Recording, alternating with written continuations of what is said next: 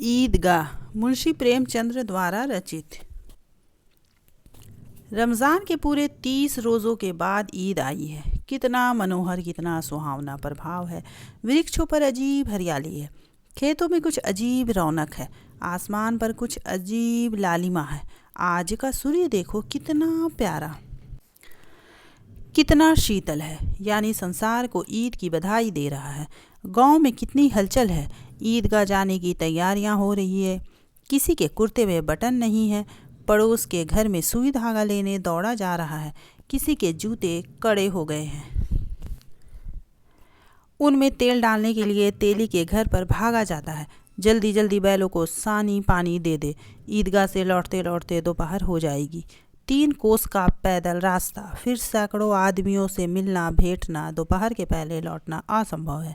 लड़के सबसे ज़्यादा प्रसन्न हैं। किसी ने 1 रोज़ा रखा है, वह भी दोपहर तक, किसी ने वह भी नहीं, लेकिन ईदगाह जाने की खुशी उनके हिस्से की चीज़ है।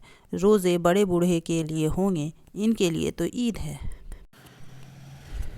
रोज़ ईद का नाम रटते थे, आज वह आ गई। अब जल्दी पड़ी है कि लोग ईदगाह क्यों नहीं चलते। इन्हें गृहस्थी चिंताओं से क्या प्रयोजन। सेवैयों के लिए दूध और शक्कर घर में है या नहीं, इनकी बला से। ये तो सेवैयाँ खाएंगे, वह क्या जाने कि अब्बा जान क्यों बदहवास चौधरी कायम अली के घर दौड़े जा रहे हैं। उन्हें क्या खबर कि चौधरी आंखें बदल ले तो यह सारी ईद मुहर्रम हो जाए। उनकी अपनी जेबों में तो कुबेर का धन भरा हुआ है, बार बार जेब से अपना खजाना निकाल कर गिनते हैं और खुश होकर फिर रख लेते हैं। महमूद गिनता है 1 2 10 12, उसके पास 12 पैसे हैं। मोहनसिन के पास 1 2 3 8 9 15 पैसे हैं। इन्हीं अनगिनत पैसों में अनगिनती चीज़ें लाएंगे, खिलौने, मिठाइयाँ, बीगुल, गेंद और जाने क्या क्या। और सबसे ज़्यादा प्रसन्न है हामिद। वह 4-5 साल का गरीब सूरत दुबला पतला लड़का है, जिसका बाप गत वर्ष हैजे की भेंट हो गया और माँ ना जाने क्यों पीली होती होती एक दिन मर गई। किसी को पता क्या बीमारी है, कहती तो कौन सुनने वाला था। दिल पर जो कुछ बीतती वह दिल में ही सहती थी, और जब ना सहा गया तो संसार से विदा हो गई।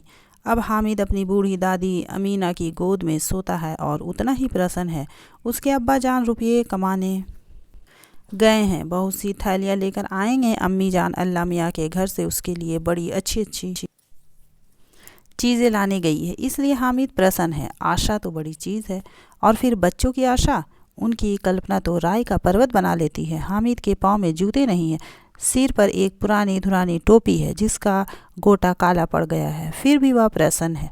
जब उसके अब्बा जान थैलियाँ और अम्मी जान नियामतें लेकर आएंगी तो वह तब देखेगा मोहसिन, नूरे और सम्मी कहाँ से उतने पैसे निकालेंगे।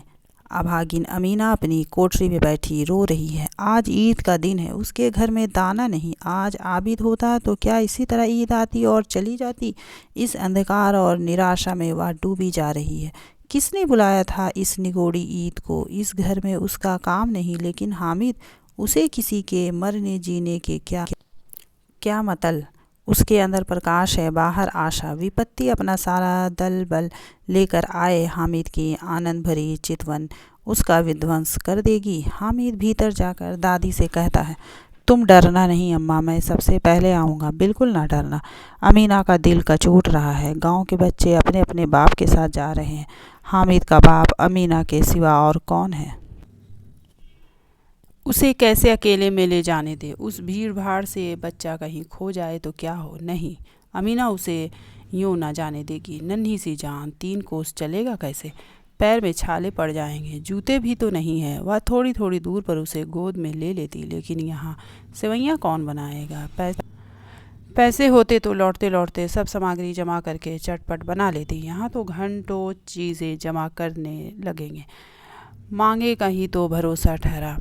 उस दिन फ़हीमन के कपड़े सिले थे, 8 आने पैसे मिले थे। उस अठन्नी को ईमान की तरह बचाती चली आती थी इसी ईद के लिए, लेकिन कल ग्वालन सिर पर सवार हो गई तो क्या करती।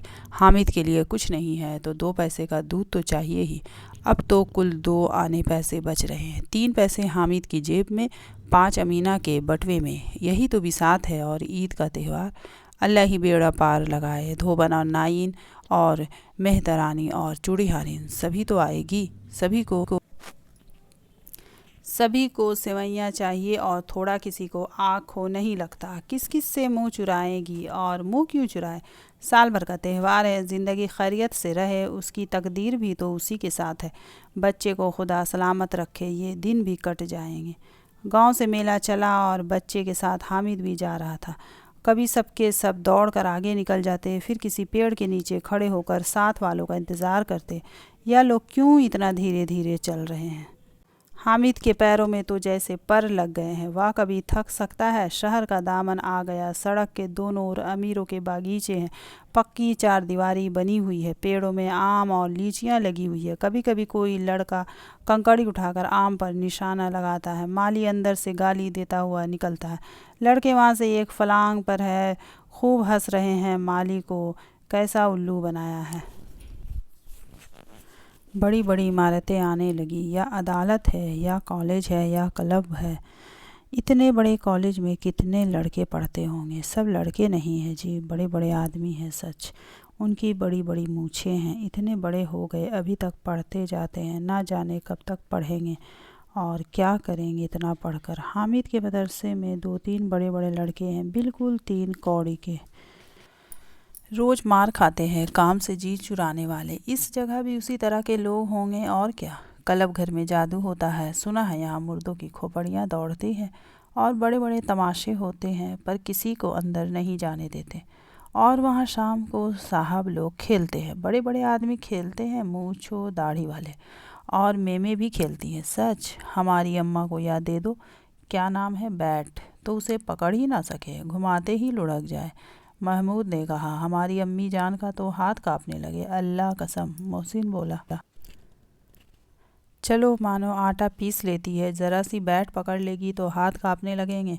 सैकड़ों घड़े पानी रोज़ निकालती है। 5 घड़े तो तेरी भैंस पी जाती है। किसी मेम को 1 घड़ा पानी भरना पड़े तो आँखों तक अंधेरी आ जाए। महमूद लेकिन दौड़ती तो नहीं, उछल कूद तो नहीं सकती। मोहसिन हाँ, उछल कूद तो नहीं सकती, लेकिन उस दिन मेरी गाय खुल गई और चौधरी के खेत में जा पड़ी थी। अम्मा इतना तेज़ दौड़ी कि मैं उन्हें ना पा सका। सच। आगे चले। हलवाइयों की दुकानें शुरू हुई। आज खूब सजी हुई थी। इतनी मिठाइयाँ कौन खाता। देखो ना, एक एक दुकान पर मनो होगी। सुना है रात को जिन्नात आकर खरीद ले जाते हैं। अब्बा कहते थे कि आधी रात को एक आदमी हर दुकान पर जाता है और जितना माल बचा होता है वह तुलवा लेता है और सचमुच के रुपये देता है। बिल्कुल ऐसे ही रुपये। हामिद को यकीन ना आया। ऐसे रुपये जिन्नात को कहाँ से मिल जाएगी। मोहसिन ने कहा। जिन्नात को रुपये की क्या कमी। जिस खजाने में चाहे चले जाएं, लोहे के दरवाजे तक उन्हें नहीं रोक सकते। जनाब, आप है किस फेर में। हीरे जवाहरात तक उनके पास रहते हैं, जिससे खुश हो गए हैं। अभी यहीं बैठे हैं, 5 मिनट में कलकत्ता पहुंच जाएं। हामिद ने फिर पूछा। जिन्नात बहुत बड़े बड़े होते हैं मोहसिन। एक एक सिर आसमान के बराबर होता है जी। ज़मीन पर खड़ा हो जाए तो उसका सिर आसमान से जा लगे, मगर चाहे तो एक लोटे में घुस जाए। हामिद, लोग उन्हें कैसे खुश करते होंगे। कोई मुझे यह मंत्र बता दे तो एक जिन को खुश कर लूँ। मोहसिन, अब या तो ना जानता, लेकिन चौधरी साहब के काबू में बहुत से जिन्नात है। कोई चीज़ चोरी हो जाए, चौधरी साहब उसका पता लगा देंगे और चोर का नाम बता देंगे। जुमराती का बछवा उस दिन खो गया था। 3 दिन हैरान हुए, कहीं ना मिला। तब झक मारकर चौधरी के पास गए। चौधरी ने तुरंत बता दिया, मवेशी खाने में है, और वहीं मिला। जिन्नात आकर उन्हें सारे जहां की खबर दे जाते हैं। अब उसकी समझ में आ गया कि चौधरी के पास क्यों इतना धन है और क्यों उनका इतना सम्मान है। आगे चले। या पुलिस लाइन है, यहीं सब कांस्टेबल क्वायत करते हैं। रैटन 5-4 रात को बेचारे घूम घूम कर पहरा देते हैं, नहीं चोरियाँ हो जाए। मोहसिन ने प्रतिवाद किया। या कांस्टेबल पहरा देते हैं। तभी तुम बहुत जानते हो अजी हजरत, यह चोरी करते हैं। शहर के जितने चोर डाकू हैं, सब इनसे मोहल्ले में जाकर जागते रहो पुकारते हैं। तभी इन लोगों के पास इतने रुपए आते हैं। मेरे मामू एक थाने में कांस्टेबल है। 10 रुपया महीना पाते हैं लेकिन 50 रुपये घर भेजते हैं। अल्लाह कसम, मैंने एक बार पूछा था कि मामू आप इतने रुपये कहाँ से पाते हैं? हंस कर कहने लगे, बेटा अल्लाह देता है। फिर आप ही बोले, हम लोग चाहे तो एक दिन में लाखों मार लाएं, हम तो इतना ही लेते हैं जिसमें अपनी बदनामी ना हो और नौकरी ना चली जाए। हामिद ने पूछा, यह लोग चोरी करवाते हैं तो कोई इन्हें पकड़ता नहीं? मोहसिन उसकी नादानी पर दया दिखाकर बोला, अरे पागल, इन्हें कौन पकड़ेगा? पकड़ने वाले तो यह लोग खुद हैं, लेकिन अल्लाह इन्हें सज़ा भी खूब देता है। हराम का माल हराम में जाता है।